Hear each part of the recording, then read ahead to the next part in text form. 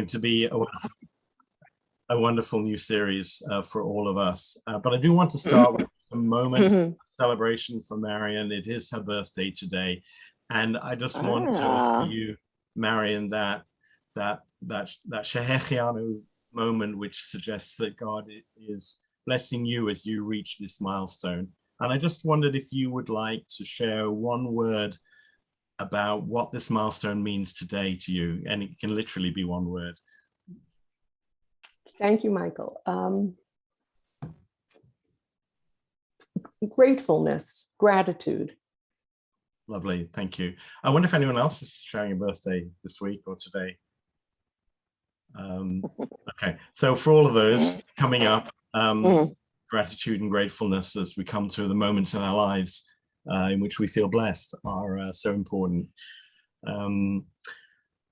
It is that sense of gratitude that I come to you today, because this has been a struggle to come to an understanding of what we as teachers can do when we're thinking about our religious work and the work of faith. And I must say it hasn't been easy. And I have found that over the years that I've had to struggle to get to a sense of plateau, a sense of knowing where I am and where I can be in helping others reach their understanding of God and faith. And many of you know that this is close to my heart, that I've shared some of this with you before. And sometimes it's important just to remind ourselves of our own stories.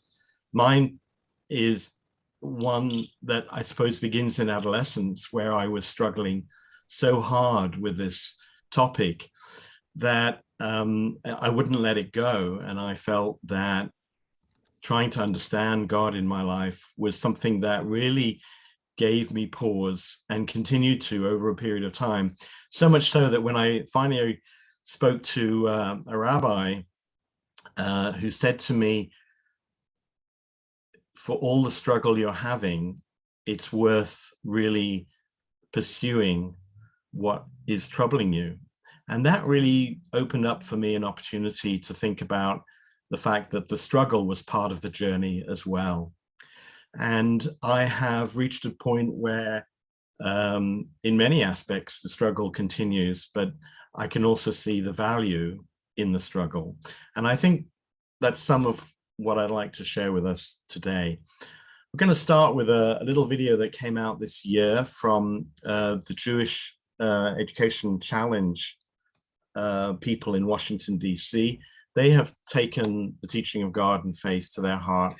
And I want to share this video. Some of you may have seen it. It's only 6 minutes long, so we'll just look at it together.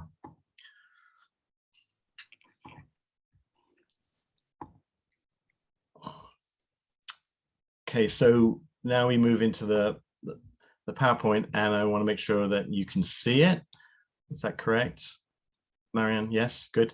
And we're going to go to a video, so I'm going to make sure you can hear it. So as soon as you hear the volume, do let me know with a thumbs up.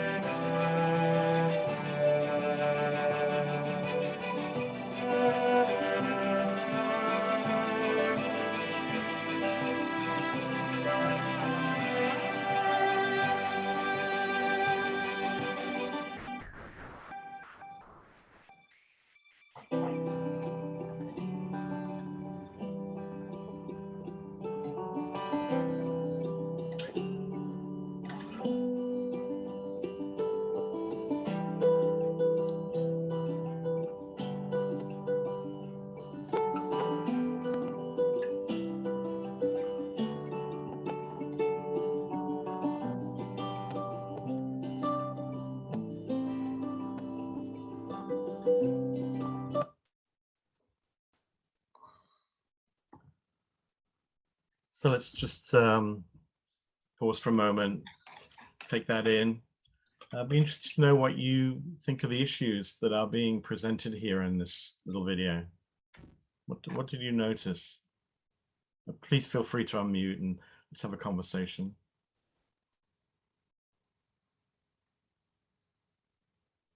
Yeah, Susan.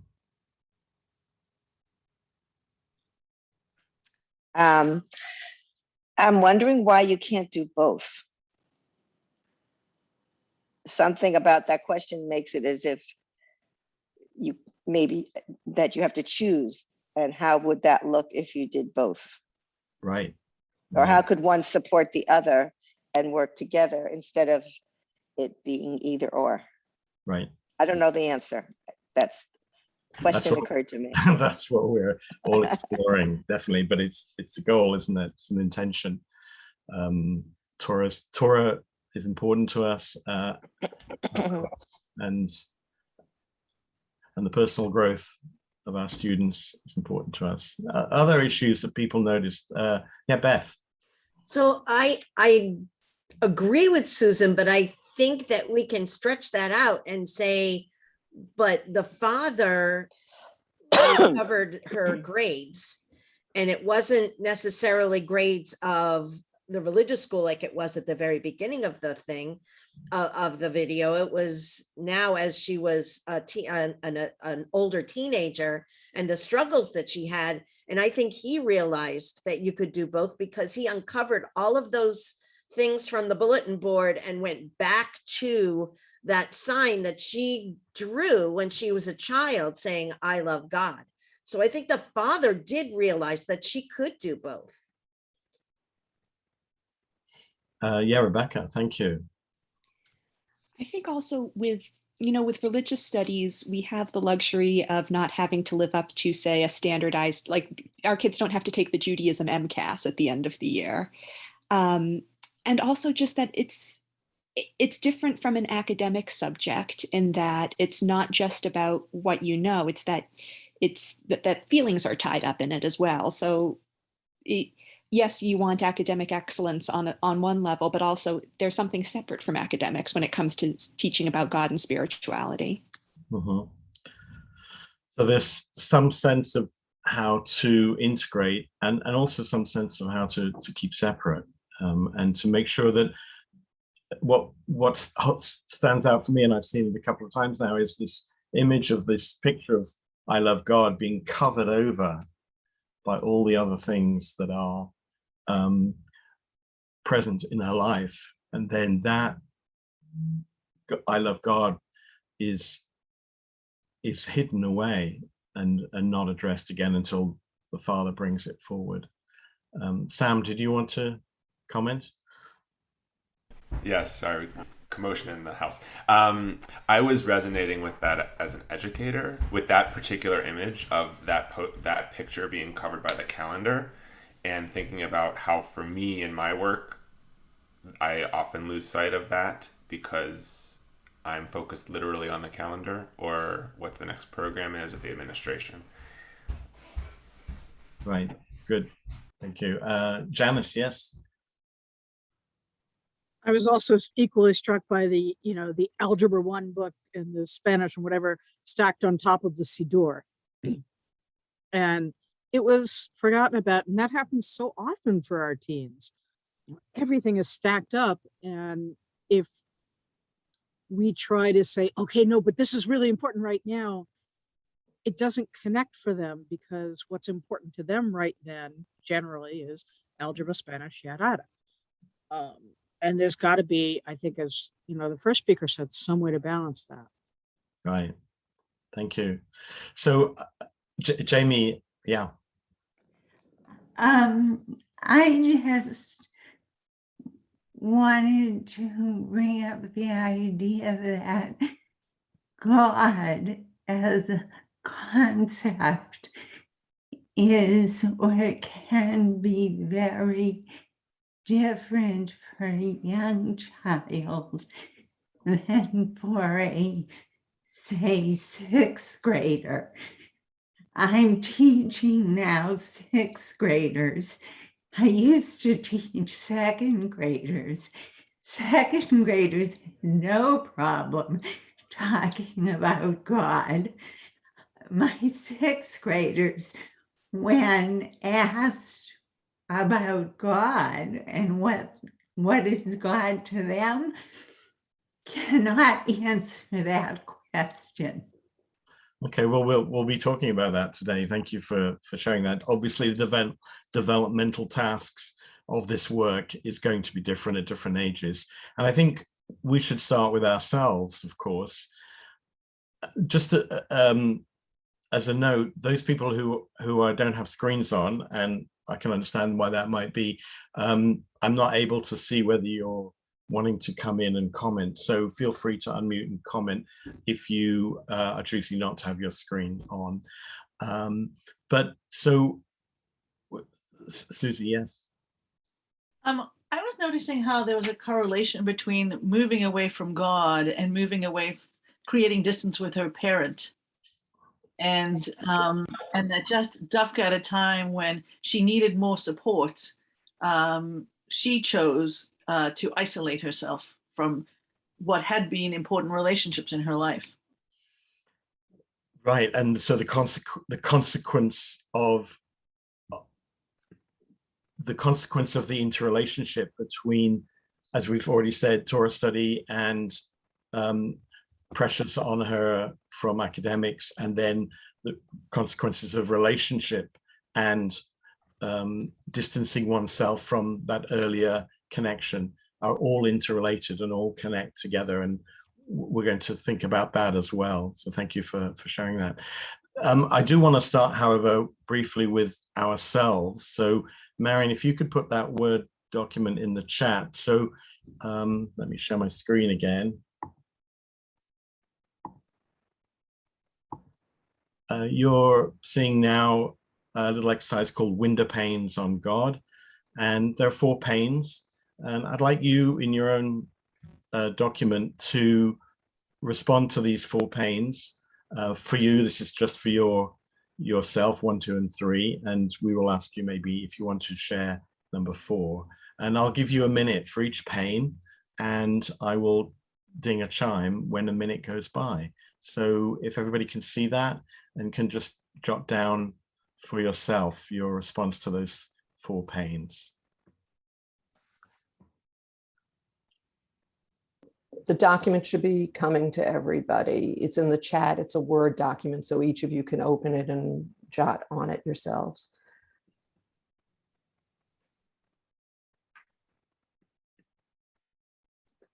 Michael, did you want to play the music? Yeah, if I can find it.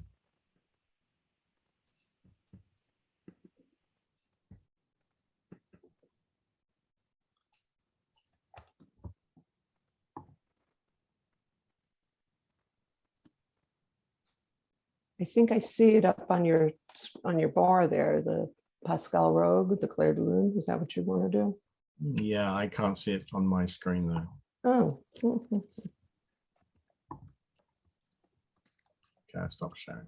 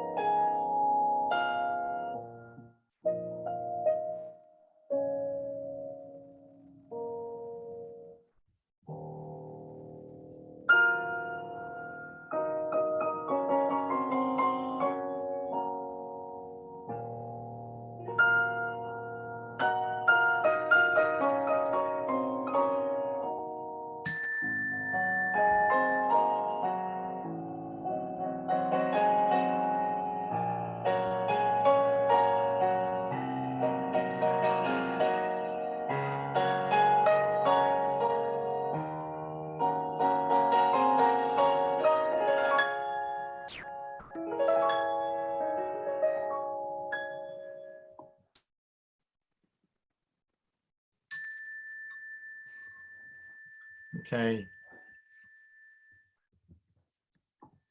I wonder if anyone's willing to offer some reflections on the fourth pane.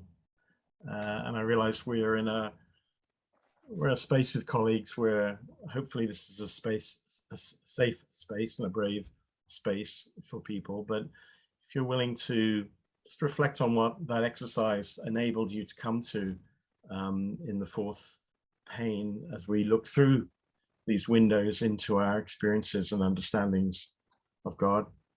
Anyone willing to do that for us?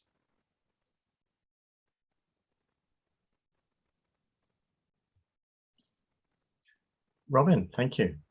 So I started thinking about how I learned about God as a child. So I wrote white beard, all knowing. And then I realized, like, I started thinking about how my concept of God has changed as I've grown up. But in some ways, I feel like maybe it hasn't changed so much. Like, so one example, a little embarrassing to share this, but the idea of like God with a white beard as a man in heaven. And then like, okay, so when I work at camp, we tell God is all around us and to find God in nature or some of that language, but I'm not sure that that's actually, it's so different, but it's not so different because it's so intangible for me. Mm-hmm. Yeah, struggling with the concrete nature of what we want maybe to still hold on to, and the intangible that we feel somehow is part of the experience. Thank you. It's as I said at the beginning, it's our ongoing work, and the work of every time we come to this exercise, we may do it differently because we are coming at it from a new place. Anybody else who'd like to share with us what the exercise enabled them to come to? Jamie, thank you. That it's okay to not know what you think God is or how you feel about God, and that your concept of God always changes or can always change throughout your life. I remember when I applied to rabbinical school and I had to write an essay on my concept of God. And I was like terrified because I didn't know what my concept of God was. And I managed somehow to get through it. And now I feel very comfortable with still not knowing definitively what my concept of God is, although it's broader. That I know. So it's all right. Well, that's a wonderful place to come to, and it's part of our life journey that we may come to the point where the clarity we have is actually a mystery, and that's a wonderful place to think about further. So let me share my screen again, go back to the PowerPoint. And what do we know about the nature of faith and the work of faith? What has research telling us that can maybe help us in the work that we need to do in pedagogy and in thinking about teaching? So you may know the research of James Fowler from the 1980s, another researcher, philosopher Wilfred Cantwell Smith, and a Rabbi Louis Jacobs, all have written about faith. In fact, Rabbi Louis Jacobs has a book called Faith from a Jewish Perspective. And what they are teaching us and what they're coming to understand about faith, and by the way, Beth, we will send out the PowerPoint. What we're finding out is that faith is beginning to be defined as an activity at the core of who we are as human beings. Now, when they say activity, what they mean is that it's expressed in our actions and in our activities in our daily lives. The word spiritual or spiritus in Latin can mean, you know, breath or ephemeral or something that is less concrete. But faith, in the way that's understood here, is considered to be something that's very, very much at the heart of our everyday lives, something that's about the acquiring of meaning and purpose, of being able to get up in the morning and have a sense of that purpose and that meaning. And that is the activity of faith. And Fowler even goes so far as to try and turn faith into a verb, not just faith, but faithing, because it's something we do. And it is composed, and that's really important to understand. It is constructed, it is composed, much like intellectual development, moral development, social and emotional development. Faith development is composed. It's composed in relationship. And those relationships obviously include self and other and community, but also in what we may consider to be the largest frame of meaning that we can hold, and we may call that God. So it's composed in relationship to that frame of meaning that gives us a sense of purpose. And it's obviously therefore not just something about the mind, not just something intellectual, not just something cognitive, but it also works at the level of the heart and of the emotion and of the affect. And that we need to make sure that those different components of faith, if you like, the cognitive and the affective, are both combined in the work that we do when we're working with young people. It's not just about what you think about, but also what you feel about. And as Jamie said, it's changing all the time. And it changes in a couple of ways. For those of you who know enough about developmental psychology will know that this concept of faith stage development is both a change in the way in which we understand the very notion of the definition, but it's also about how we come to understand why it's important to us in different stages of our lives. So this changing nature of faith requires us to remember, particularly when we're working with children, that it's not going to stay the same. It's going to change many, many times, and it's going to become more or less significant in their lives as they go through them. And that sense of having a nature of fluidity is very difficult for educators to pin down, but it's part of the journey. And I think we need to understand and respond to that fluidity in the children's lives. It's obviously influenced by us in a great deal of ways, number of ways, particularly the ways in which we are and who we are. And that's why the exercise we just did is so important in coming to understand our own position of faith. But it's also influenced, of course, by the things we introduce to young people, stories, particularly stories that hold the imagination. Symbols and rituals are key in the development and the construction of faith. But faith is not just about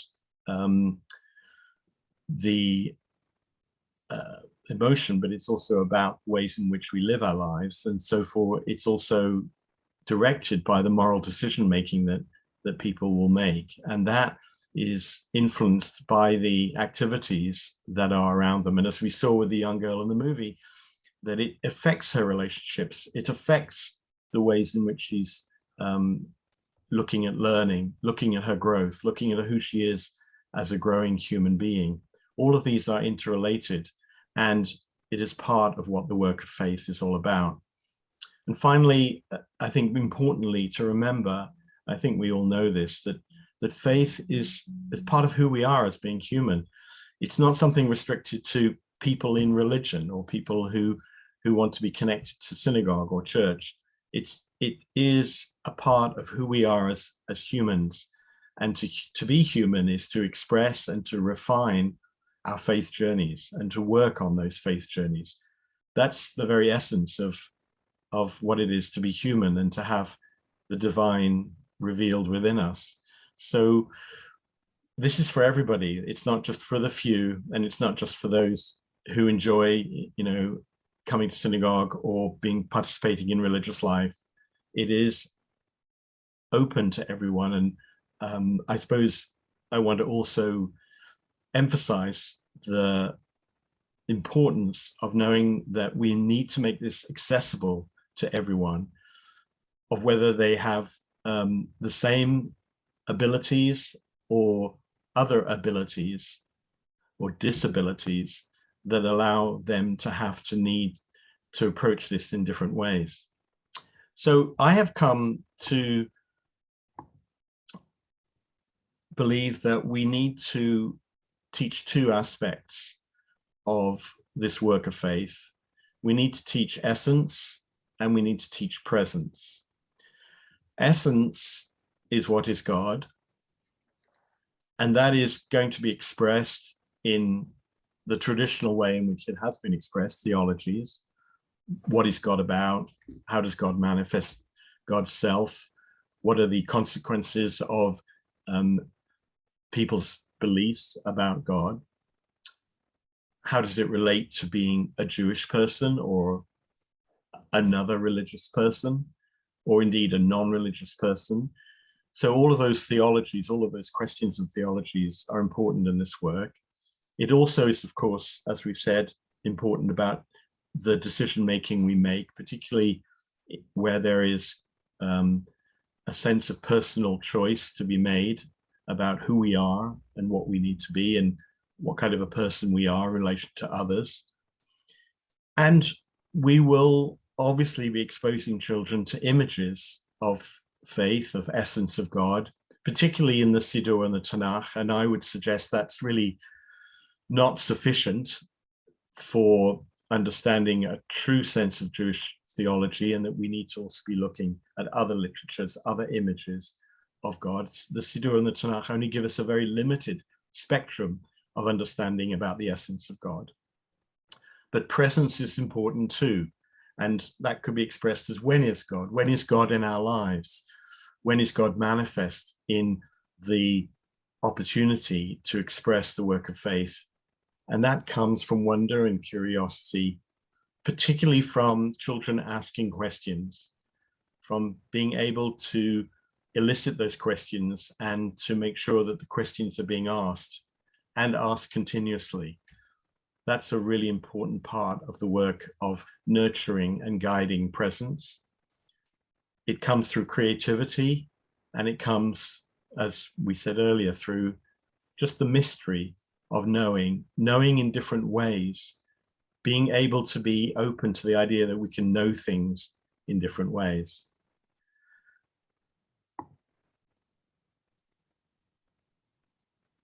So our task, it seems to me, as educators, is both to listen to and to listen for the work of faith, the work that's being expressed, both in terms of essence and presence in the lives of young people.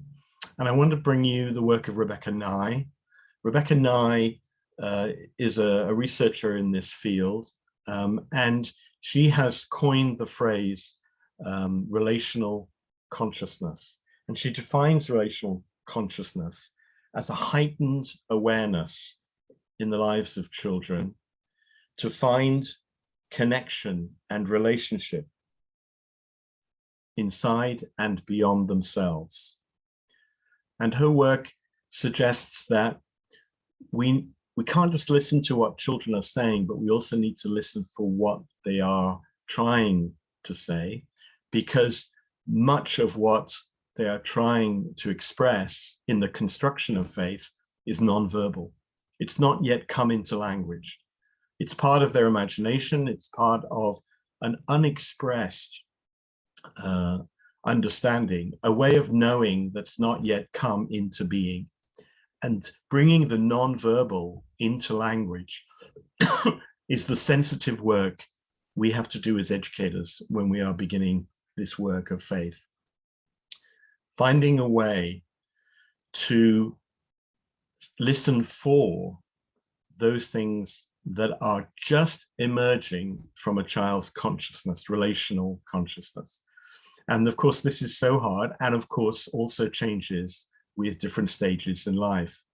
Doing this with a second grader, doing it with a seventh grader will require a whole different type of pedagogy. We also, by doing this, we need to draw upon their imagination and their wondering, and that's part of their wondering questions, their wondering opportunities. We need to see that they are open to images and metaphors and symbols of making meaning, because this is the language that we will be offering them.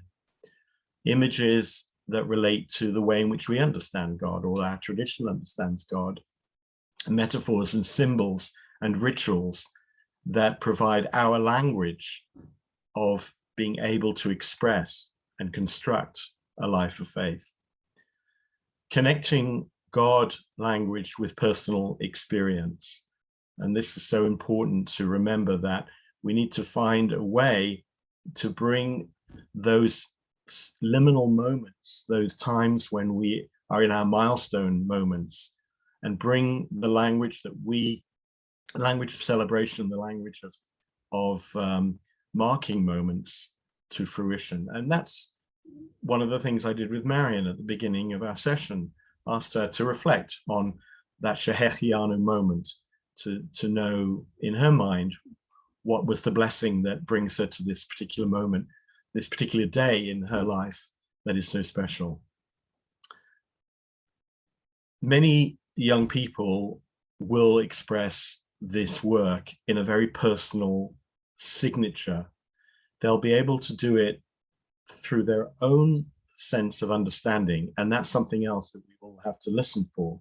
Is this child someone who expresses this language and making meaning through a scientific understanding of the world, or an artistic sense of the world, or a relational sense of the world? What's their spiritual signature? What is it that they find resonant in their work of faith? And then finally, in this understanding of relational consciousness, to build on the formative spiritual experiences that often appear in early childhood, as we saw in the video, to understand that we want to continue to overlay the I love God picture with other pictures that begin to build on a new language at each stage of the game, and not to relegate that to the back of the bulletin board, but rather to keep it open and available, but to continue building on it. One of the things we found is that many of us, I think, had the understanding that as children got into early adolescence, their sense of the work of faith and of God disappeared or diminished. But my research suggests that it comes much earlier, that actually late childhood is the time when children are beginning to put away the early childhood notions of God and faith, and have already begun to dismiss their early childhood experiences, because no one is nurturing and changing and guiding and building their faith work as they move forward. I'd like you to do a little exercise on some young people to notice and to listen for their sense of faith work. And there will be, I think, 5 or 6 examples of writings about God from 5th graders. And that's why I was saying earlier that we can hear from 5th graders about their sense of God if they're open, if we are open and willing to listen, not just to them, but listen for what they're trying to express to us. So you'll be put into a small group. We'll have how many of us are there, Marion, now? 1, 2, 3, 4. I was going to make 5 breakout rooms, which would mean there'd be 3 to 4 people Great. in each room. That's perfect. So go into a breakout room, pick one of just pick one of the writings from a 5th grader writing about God, and I want you to notice what the work of faith is that's going on for them. What do you see coming into language? What are they struggling with? What are they connecting to personal experience? What's their personal spiritual signature? How are they building on their early experiences? So if you could take 5 minutes in a small group to do that together. Marion's going to put the document in the chat. Just pick one of them. Don't all pick number 1. Maybe look down the list, pick another one, and I will bring you back in 5 minutes time. So everyone sees the Google Doc link, the pane for, obviously I copied and pasted by accident from the previous thing, but it's the link to that Google Doc. Yeah, I see people coming in, and I'm going to put you into the rooms.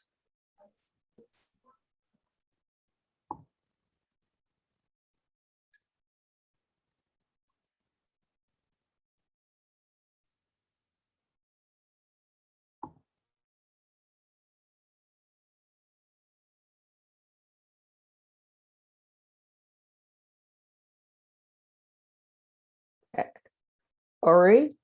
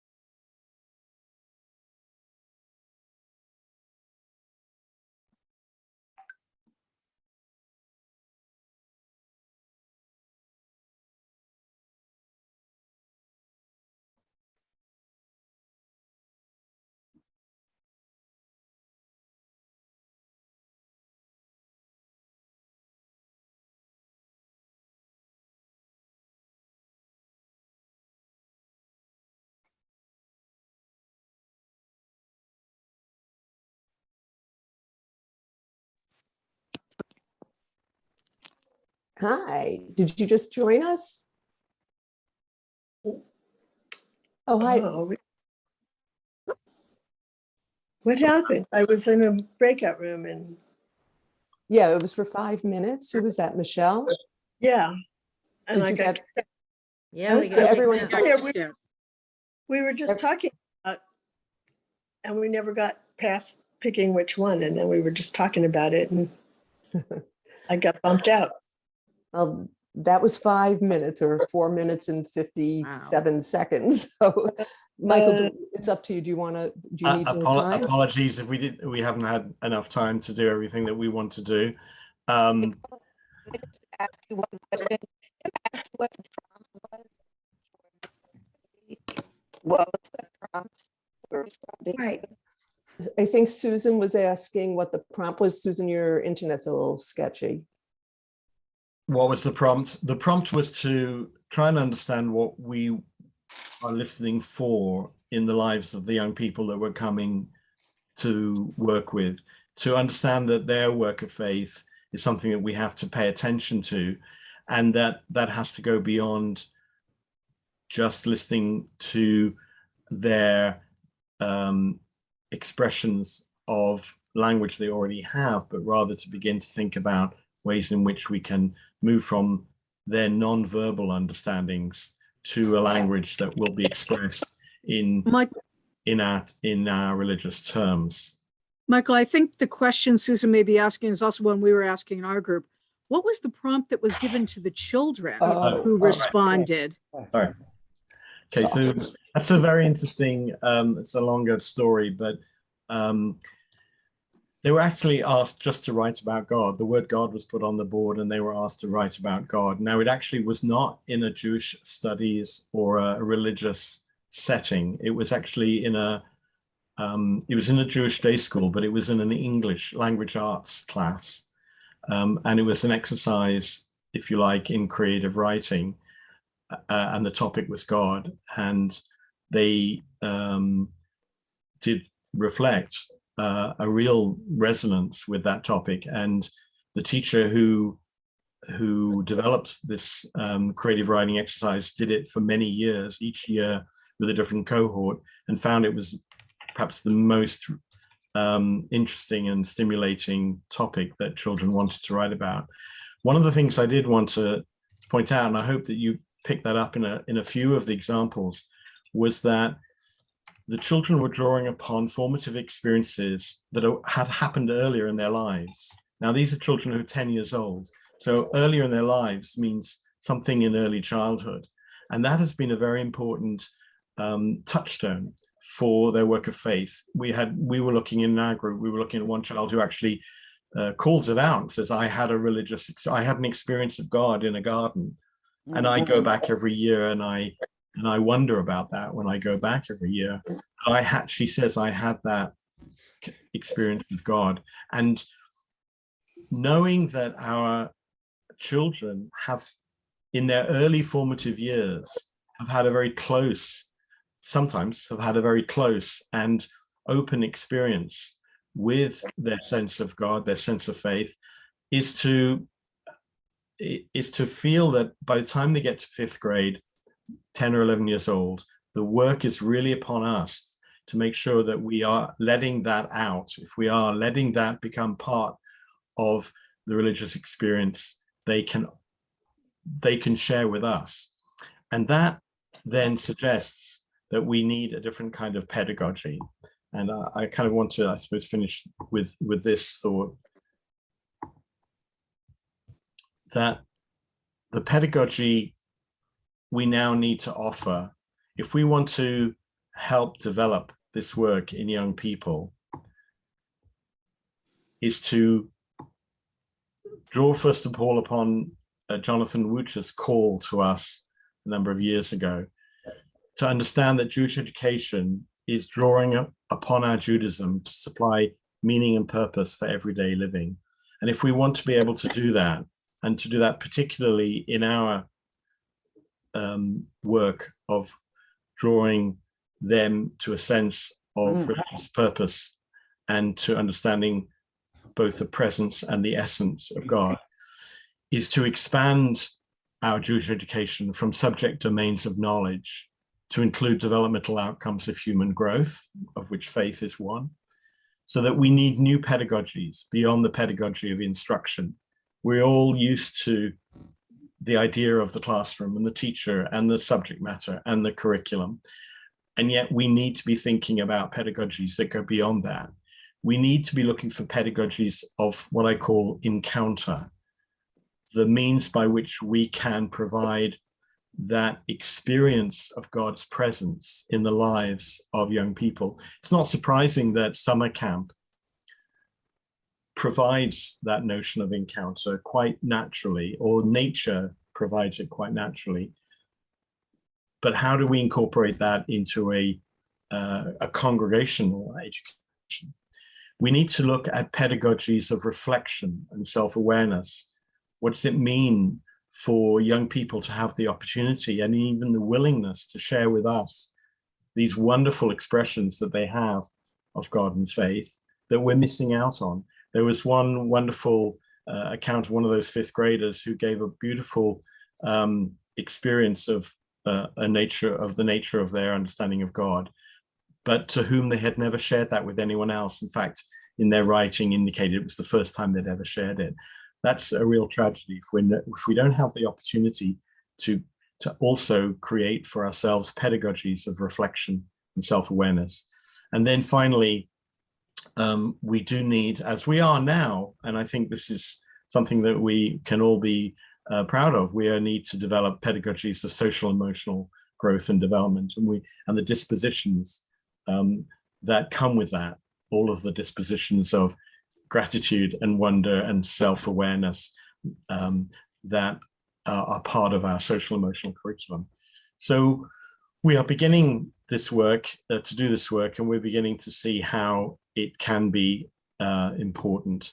I would just leave you with, of course, the work of Torah Godly Play is a pedagogy, I believe, that does combine all of the pedagogies that we've just mentioned, in order that we can provide an encounter, a reflection, and an experience of Torah and an experience of language that will allow young people to grow in faith. Now, Torah Godly Play is not the only pedagogy that can do that, and I think it'll be incumbent upon us in the years ahead to be thinking about what are the other pedagogies that we can provide that meet all of those criteria.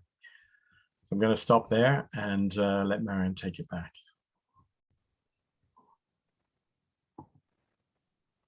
Yasher Koach, Michael, thank you so much. Really, what a lovely birthday present for me to spend this hour thinking about these topics and digging into my own sense of wonder and creativity of how to push these conversations beyond the limit of what we already do. So thank you, Michael, for that.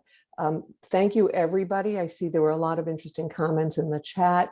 We will be putting the videos of these sessions on our website. You will be alerted to that when they're there. I urge you all to go back into the fifth graders' words and think about your own pedagogy and how you might expand some of those fifth graders if they were the children you were interacting with. I want to just bring everybody's attention to our next session will be on November 23rd at the same time. Of course, we'll be sending an announcement of that. That will be with the Jewish Women's Archive. And we will be honored to have our presenter be the, I'm blanking on her first name, the Tversky Award winner, an award that is given in memory of Gail Tversky-Reamer's mother, who was an educator. So we will have the opportunity to learn with the award winner from this year from the Jewish Women's Archive. But you'll have information about that. Lovely to be with you. And have a wonderful day and a wonderful rest of the week. And we'll stay on for a minute or two if people have any last questions.